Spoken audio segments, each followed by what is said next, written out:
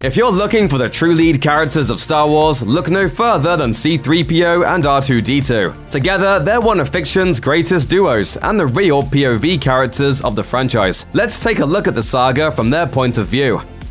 R2-D2 came from the planet Naboo, where he was one of several nearly identical astromech droids stationed on Queen Padme Amidala's royal starship.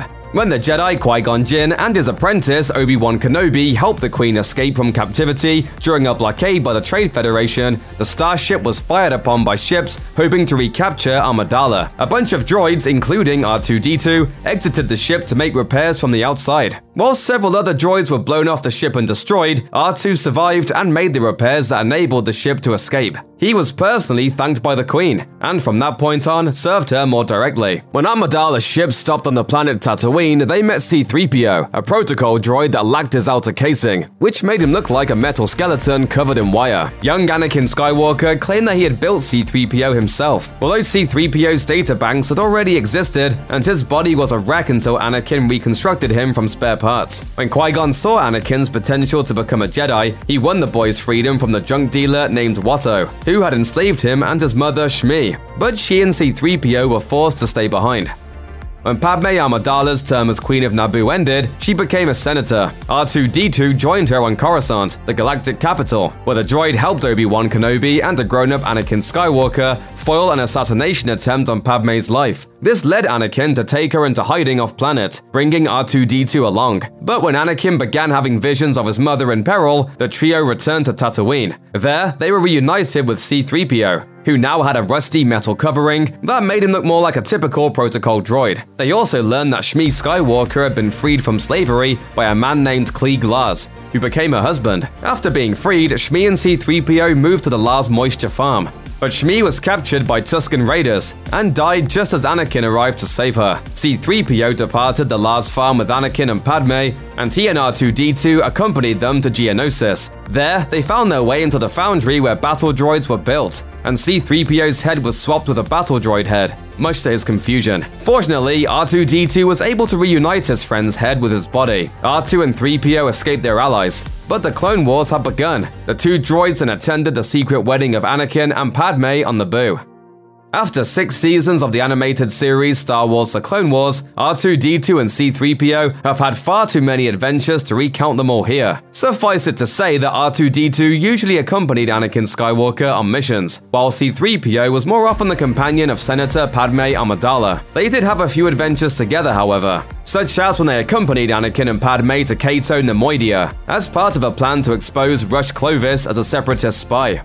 While there, Padme was poisoned, and 3PO helped a medical droid see to her recovery.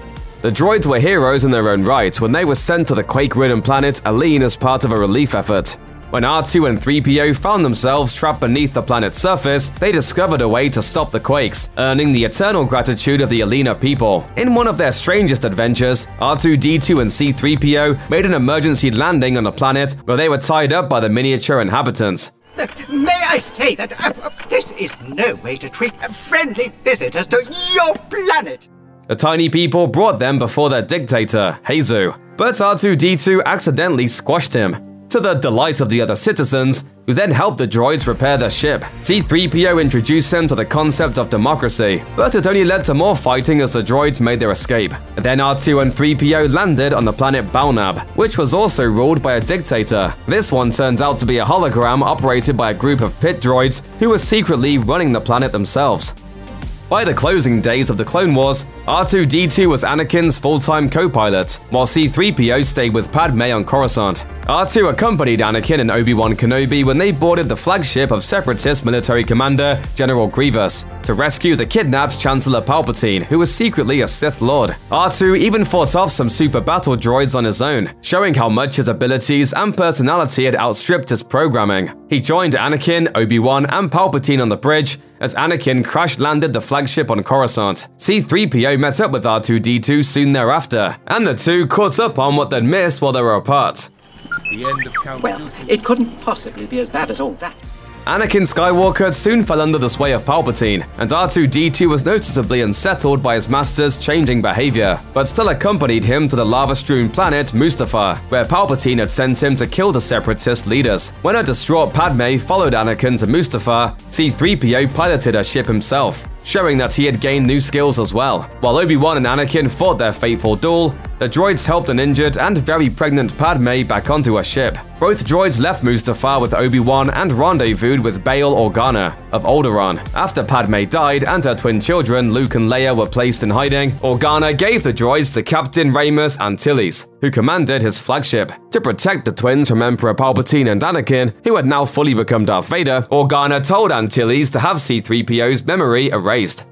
C-3PO and R2-D2 spent most of the time between the end of the Clone Wars and the Battle of Yavin serving Captain Antilles on board his ship, the Tantive 4, which served as transport for Alderaan's royal family and also flew missions for the burgeoning Rebel Alliance. They occasionally had other duties, however, such as when Bail Organa sent them to escort Imperial Minister Tua and an Aqualish arms dealer named Amda Wabu on a mission to the planet Garel. Officially, C-3PO was there to translate between Tua and Wabu, who lacked a shared language, but R2-D2 knew their true mission, which was to prevent Tua and the Empire from getting their hands on a shipment of powerful weapons. The two droids were also at the Rebel base on Yavin 4 in the lead-up to the Battle of Scarif, where a suicide mission by a ragtag group of rebels enabled the Alliance to obtain the schematics to the planet-destroying Imperial space station known as the Death Star. Unbeknownst to the Empire, the Imperial engineer who had designed the moon-sized weapon had included a weakness that would enable its destruction. Ultimately, the plans for the Death Star ended up on the Tantive 4 with R2 and 3PO aboard,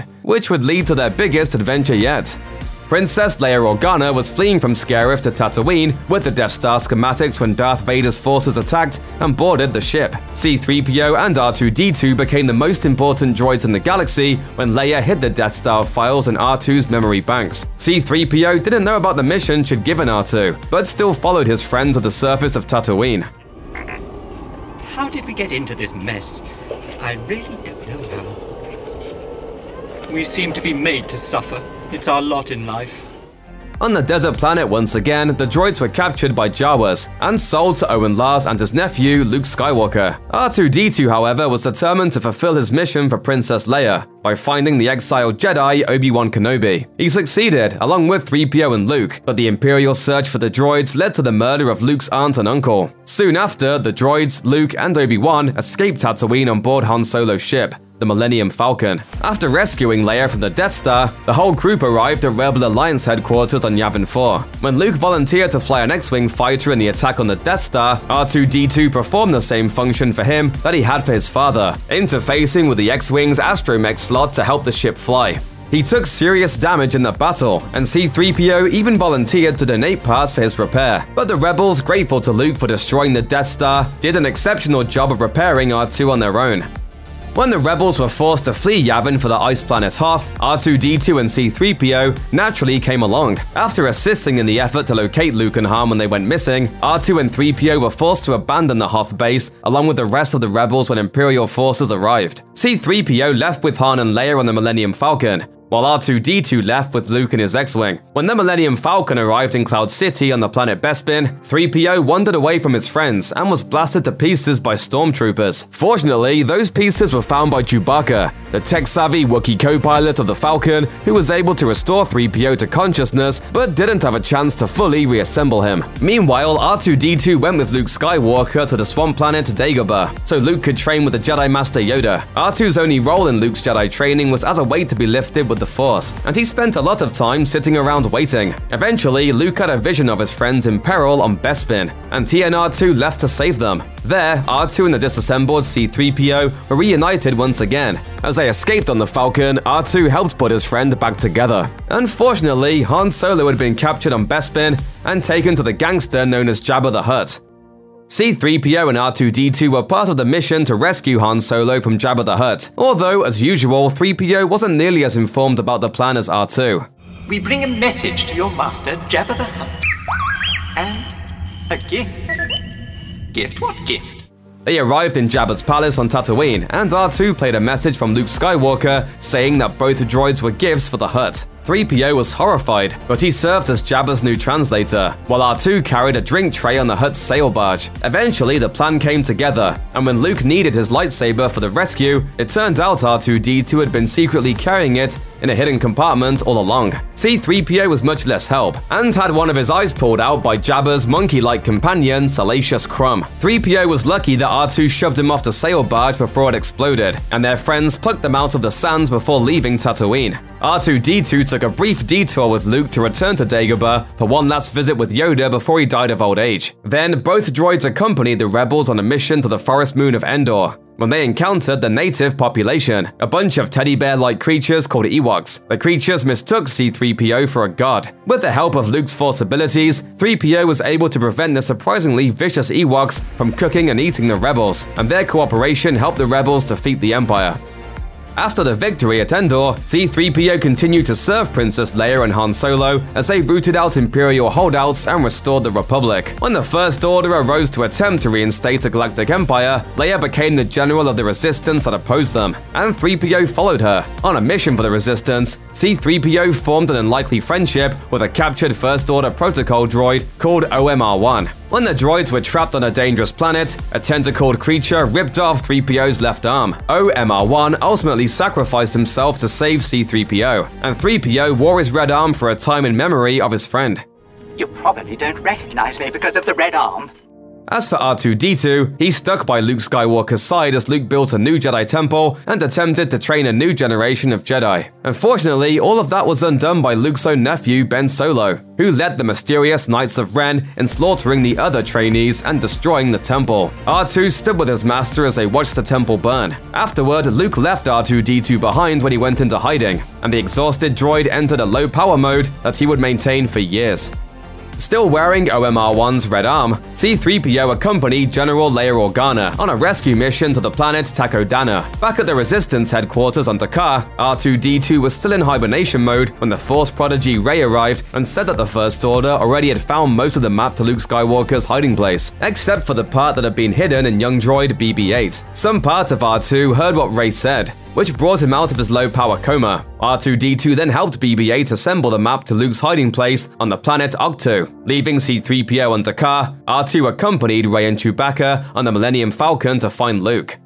When the First Order uncovered the location of the Resistance base on Dakar, it was C-3PO who received the transmission and informed Leia that they would have to evacuate. He and Leia and most of the Resistance leadership escaped aboard the starship Raddus. As the Raddus was pursued by the First Order, the bridge was destroyed by TIE fighters, leaving Leia badly injured. C-3PO wanted nothing more than to stay by her side while she recovered, but he found himself unwillingly involved in a mutiny led by Poe Dameron against acting Resistance leader Admiral Holdo. When Leia woke up and stopped the mutiny, 3PO immediately surrendered. Meanwhile, R2-D2 was on the distant planet of Octo, where Rey was doing a poor job of convincing Luke Skywalker to train her as a Jedi. Luke wanted nothing to do with teaching, but R2-D2 changed his mind by playing the original recording of Leia that he delivered to Obi-Wan Kenobi decades earlier. But before Rey's training was complete, she, R2, and Chewbacca headed back to the Resistance. After Admiral Holdo sacrificed herself and the Raddus to enable the other Resistance survivors to escape, C-3PO fled with Leia and the others to the salty planet of Crate. In the midst of a devastating attack from the First Order, Luke Skywalker surprised everyone by arriving just in time to engage his former protege, Kylo Ren, in combat. C-3PO seemed like he might have noticed something askew about Luke, but he shut up about it when Luke winked at him. Sure enough, Luke turned out to only be a Force projection, and not really on Crate at all. He was merely a distraction to give the Resistance enough time to escape.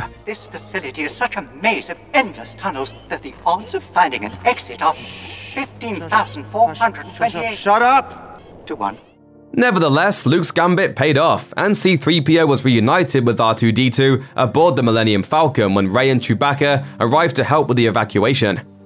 In the final days of the war, as the First Order became the Final Order and Emperor Palpatine rose again, R2-D2 remained at Resistance HQ, while C-3PO went on a mission with the galaxy's greatest heroes to find the hidden Sith planet of Exegol. Along the way, they found a dagger that contained Sith runes that would show the way. 3PO was able to read the runes, but because they were Sith writing, his programming prevented him from translating them for his friends. In order to complete the mission, they had to go to a tiny droid smith named Babu Frick, who was able to override the programming in C-3PO's electric brain. Understanding the odds well enough to know that his sacrifice was necessary, C-3PO said goodbye to his friends and allowed his memory to be wiped for at least a second time. When he returned to the Resistance base, R2-D2 was surprised that his best friend didn't remember him. Although the amnesiac 3PO was reluctant at first to let the pushy astromech droid mess with his head, R2 was able to restore his memory. Together, they celebrated the final defeat of Palpatine and the First Order. Just as they were there for Palpatine's rise, they were around for his fall. After all, aren't they the real stars of the saga?